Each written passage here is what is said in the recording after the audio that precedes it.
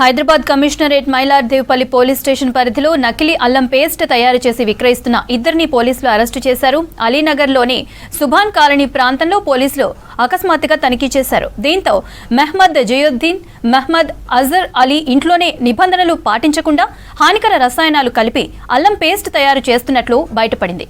పోలీసులు 16 చిన్న డ్రమ్ములలో నిల్వ చేసిన అల్లం పేస్ట్ ప్యాకేజ్ లేబుళ్లను స్వాధీనం చేసుకున్నారు. కేసు దర్యాప్తు చేస్తున్నామని చెప్పారు.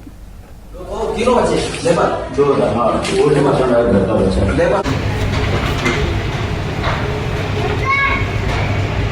जिया हां अरे काय की फोन करे थे Hyderabad commissionerate Mylardevpally police station పరిధిలో నకిలీ అల్లం పేస్ట్ తయారు చేసి విక్రయిస్తున్న ఇద్దరిని పోలీసులు అరెస్టు చేశారు.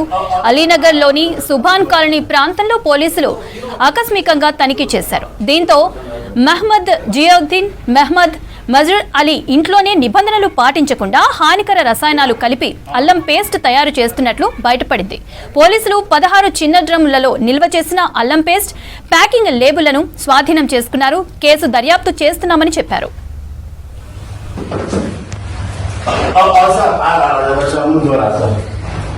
तीनों बच्चे लेबर दो हां वो लेबर करता बच्चा लेबर